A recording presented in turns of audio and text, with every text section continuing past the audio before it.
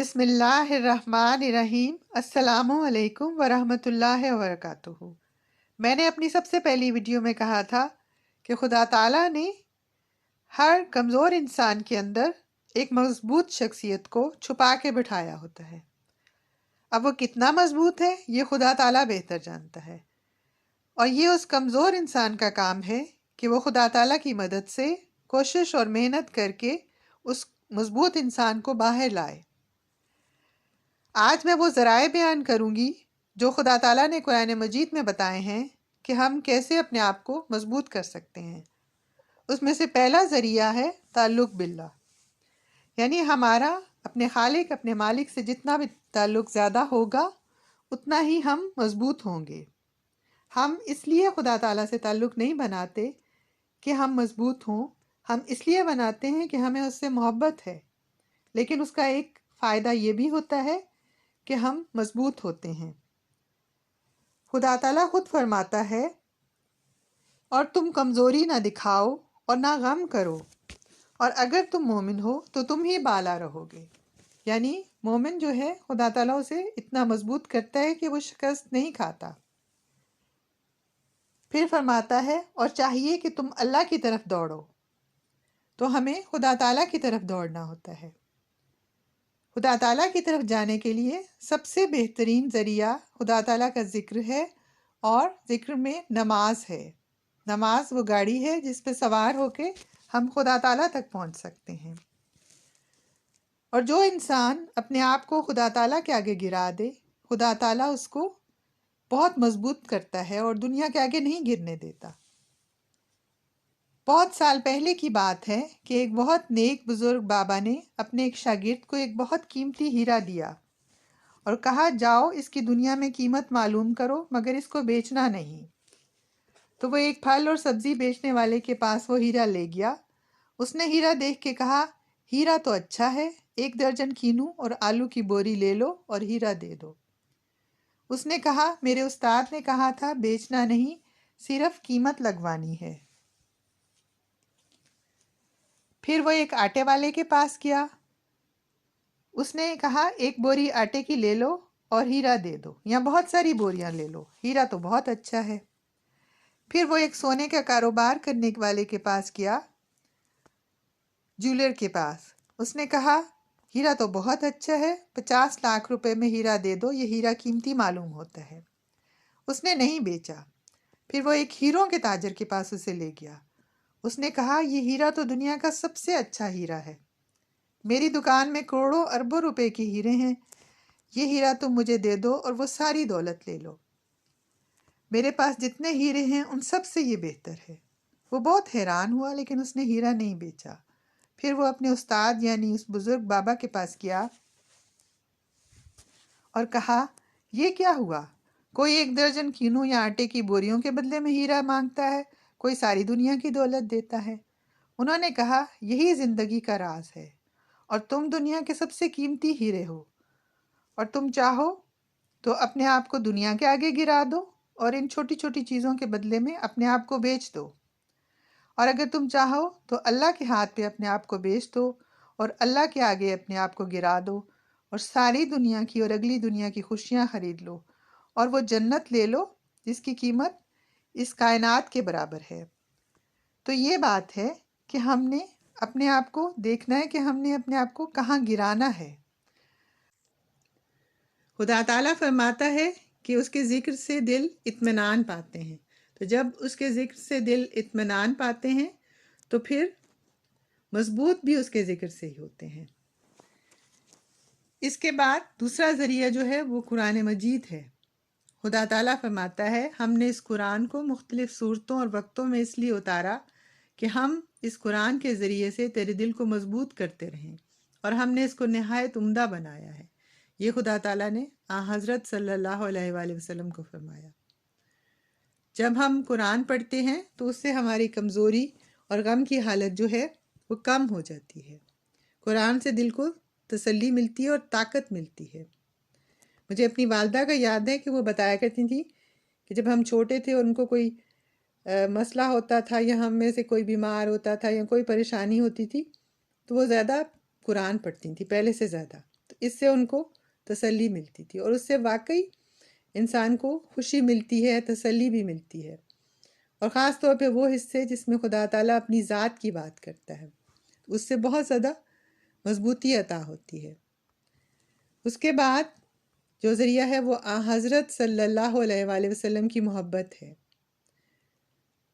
ہم حضرت صلی اللہ علیہ وآلہ وسلم کی پیروی کر کے، آپ سے محبت کر کے، آپ کے پیچھے چل کے ہم خدا تک پہنچ سکتے ہیں۔ خدا تعالیٰ فرماتا ہے کہ میرے تک آنے کی راہیں ڈھونڈا کرو، وسیلہ ڈھونڈو۔ تو اس وقت سب سے بہترین ذریعہ اور وسیلہ جو ہیں وہ حضرت صلی اللہ علیہ وسلم، ان کے پیچھے چل کے ہم خدا تعالیٰ تک پہنچ سکتے ہیں۔ تو وہ ہمیں مضبوطی عطا کرتی ہے، وہ اپنے رسول صلی اللہ علیہ وسلم سے محبت کرنا ہمیں مضبوطی عطا کرتی ہے۔ اس کے بعد خلافت جو ہے وہ مومنوں کو مضبوطی عطا کرتی ہے۔ خدا تعالیٰ فرماتا ہے کہ خلافت سے مومنوں کے جو خوف ہیں وہ امن میں تبدیل ہو جاتے ہیں۔ خدا تعالیٰ خلافت کے ذریعے مومنوں کے خوف کو امن کی حالت میں بدل دیتا ہے اور مضبوطی عطا کرتا ہے۔ وہ قوم جو ایک ہاتھ کے اشارے پہ کھڑی ہو جائے اور اس کے اشارے پہ بیٹھنا سیکھے، اس قوم کو شکست دینا بہت مشکل ہے، ناممکن ہے۔ اس قوم میں انفرادی طور پہ بھی اور اجتماعی طور پہ بھی مضبوطی عطا ہوتی ہے۔ خلافت توحید کو قائم کرتی ہے اور مومنوں میں یکجہتی، اتفاق پیدا کرتی ہے۔ اس سے خدا تعالیٰ کے فضل سے مضبوطی عطا ہوتی ہے۔ پھر ایک اور مضبوطی کا ذریعہ جو ہے وہ انفاق فی سبیل اللہ ہے، یعنی خدا تعالیٰ کی راہ میں خرچ کرنا۔ قرآن مجید میں ہے، اور جو لوگ اپنے مال اللہ کی خوشنودی حاصل کرنے کے لیے اور اپنے آپ کو مضبوط کرنے کے لیے خرچ کرتے ہیں، ان کے خرچ کی حالت اس باغ کی حالت سے مشابہ ہے جو اونچی جگہ پر ہو اور اس پر تیز بارش ہوئی ہو، جس کی وجہ سے وہ اپنا پھل دو چند لایا ہو، اور اس کی یہ کیفیت ہو کہ اس پر زور کی بارش نہ بھی پڑے تو تھوڑی سی بارش ہی اس کے لیے کافی ہو جائے گی، اور جو کچھ تم کرتے ہو اللہ اسے دیکھ رہا ہے۔ یعنی اگر کوئی بہت زیادہ خرچ نہیں بھی کر سکتا، تھوڑا بھی کرے، تو وہ بھی خلوص سے جو کیا جائے خدا تعالیٰ اس کو بہت بڑھا چڑھا کے اس کا بدلہ دیتا ہے۔ اور خدا تعالیٰ خود فرما رہا ہے کہ اپنے آپ کو مضبوط کرنے کے لیے خرچ کرتے ہیں، یعنی اصل بات تو خدا تعالیٰ کی خوشنودی کے لیے کرتے ہیں، لیکن اس سے مضبوطی بھی عطا ہوتی ہے، کہ مال بھی انسان کی کمزوری ہوتا ہے ایک طرح سے، اور مال کو کسی کو دینا، خدا کی راہ میں دینا مشکل ہوتا ہے، اس لیے ایسا لگتا ہے کوئی جگر نکال کے دے رہا ہے۔ اس لیے تعبیر الرؤیا میں ہے کہ اگر کوئی خواب میں دیکھے کہ وہ جگر دے رہا ہے کسی کو، تو بعض لوگوں نے لکھا ہے کہ اس کا مطلب ہے کہ وہ اپنا مال دے گا۔ تو جو انسان اپنا مال خدا کی راہ میں خرچ کر سکتا ہے وہ مضبوط ہوتا ہے، اور اس کو اور زیادہ مضبوطی بھی عطا ہوتی ہے اس سے، مال دینے سے۔ پھر یہ ہے کہ جو ایک نفع مند وجود ہوتا ہے یا جو خدمت دین اور خدمت خلق کرتا ہے وہ مضبوط ہوتا ہے، اس کو خدا تعالیٰ مضبوطی عطا کرتا ہے۔ خدا تعالیٰ فرماتا ہے جو انسانوں کو فائدہ پہنچاتا ہے وہ زمین میں ٹھہر جاتا ہے، یعنی خدا تعالیٰ اس کی عمر کو بھی بڑھاتا ہے اور اس کو مضبوط بھی کرتا ہے۔ اور پھر خدا تعالیٰ فرماتا ہے کہ اے مومنو، اگر تم اللہ کی مدد کرو گے تو وہ تمہاری مدد کرے گا اور تمہارے قدموں کو مضبوط کرے گا۔ اللہ کو تو مدد کی ضرورت نہیں ہے، اس کی مراد یہ ہے کہ اللہ کے دین کی مدد کریں یا اللہ کی مخلوق کی مدد کریں، تو پھر انسانوں کو مضبوطی عطا ہوتی ہے، خدا تعالیٰ اس کی مدد کرتا ہے۔ تو جو انسان دوسرے کو نفع پہنچائے اور دوسرے کا غم بانٹے اور دوسرے کو خوشی دے، دوسرے کے کام آئے، تو اس کو بھی خدا تعالیٰ مضبوطی عطا کرتا ہے۔ یہ بھی ایک ذریعہ ہے کہ انسان اپنے غم کو کم کرنے کے لیے دوسروں کے کام آئے تو اس سے مضبوطی عطا ہوتی ہے۔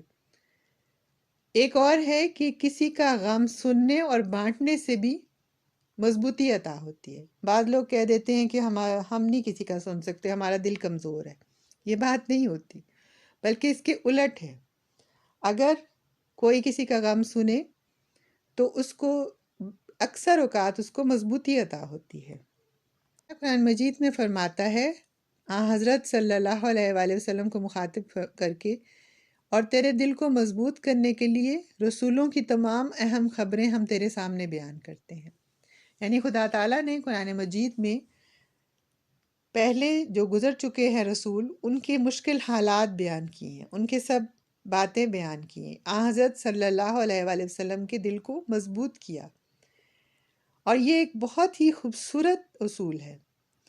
جب انسان غمزدہ ہو یا اس کو کوئی مشکل آئے تو پھر اگر وہ کسی کی مشکل کو سنتا ہے کہ ایسے کسی کے ساتھ ہوا اور اس نے پھر ایسے عمل کیا، اور وہ والے حالات حضرت صلی اللہ علیہ وسلم کے اوپر بھی آئے، تو خدا تعالیٰ نے حضرت صلی اللہ علیہ وسلم کو مثالیں دے کے سمجھایا، بتایا۔ تو جب ہم کسی کا دکھ سنتے ہیں، کسی کا غم سنتے ہیں، تو انسان کو پھر مضبوطی عطا ہوتی ہے، ہمیں مضبوطی عطا ہوتی ہے کہ اچھا، ہم دنیا کے پہلے انسان نہیں جس کو یہ غم پہنچا ہے، یا ہم دنیا کے آخری انسان نہیں ہیں جن کو یہ غم پہنچا ہے۔ یہ پہلے بھی ہو چکا ہے اور لوگوں نے اس کو کیسے ہینڈل کیا، تو ہم بھی ایسے کر سکتے ہیں۔ کہ کئی دفعہ ایسا ہوتا ہے جن کے دکھ سانجے ہوتے ہیں ان کی بڑی اچھی دوستی ہو جاتی ہے اور وہ ایک دوسرے کے دکھ بانٹ لیتے ہیں۔ ایک دفعہ ایک شاخ کے اوپر ایک کوا اور ایک کبوتر اکٹھے بیٹھے تھے سر جوڑ کے، تو کسی نے پوچھا کہ یہ کیسے ہوا، ان کی کیسے دوستی ہو گئی؟ بڑے حیرت ہوئی۔ جب ان کو اڑانے کی کوشش کی تو پتہ چلا کہ دونوں زخمی تھے، وہ اڑ نہیں سکتے تھے، وہ لنگڑاتے تھے۔ اس زخم نے ان دونوں کو اکٹھا کر دیا تھا۔ تو جو غم جس رشتے کو باندھ دیتا ہے وہ رشتہ بھی بہت مضبوط ہوتا ہے بعض اوقات، اکثر اوقات، اور اس سے بھی انسانوں کو مضبوطی عطا ہوتی ہے، غم کو بانٹنے سے بھی۔ پھر یہ صلی اللہ علیہ وآلہ وسلم ساری عمر کمزور لوگوں کو کھڑا کرتے رہے اور مضبوطی دینے کی کوشش کرتے رہے۔ آپ کا ایک واقعہ آتا ہے کہ آپ کے ایک صحابی تھے جو غریب تھے اور کمزور تھے۔ ایک دن آپ صلی اللہ علیہ وآلہ وسلم نے دیکھا کہ وہ بازار میں کچھ چیز بیچ رہے تھے اور سخت تھکے ہوئے اور پسینے میں بھر سے شرابور، اور ایسا لگتا تھا گھبرائے ہوئے ہیں، جیسے ایک دم لڑ پڑیں گے۔ تو حضرت صلی اللہ علیہ وآلہ وسلم نے ایسا کیا کہ جیسے بچے ایک دوسرے کے آنکھیں بند کر دیتے ہیں، جا کے ان کی آنکھوں پہ دونوں ہاتھ رکھ دیے خاموشی سے۔ ان کو سمجھ نہیں آئی کہ کون ہوگا، انہوں نے اپنا جسم حضرت صلی اللہ علیہ وآلہ وسلم سے رگڑنا شروع کیا اور ان کو احساس ہو گیا کہ یہ اتنی پیاری حرکت کوئی اور نہیں کر سکتا، صرف حضرت صلی اللہ علیہ وسلم ہی کر سکتے ہیں۔ تو پھر حضرت صلی اللہ علیہ وسلم نے فرمایا، کوئی ہے لوگوں، میں ایک غلام بیچتا ہوں، کوئی ہے جو جس کو خریدے؟ ان کو ایک دم سے اپنی کم مائگی کا احساس ہوا۔ انہوں نے کہا، یا رسول اللہ، مجھے کون خریدے گا؟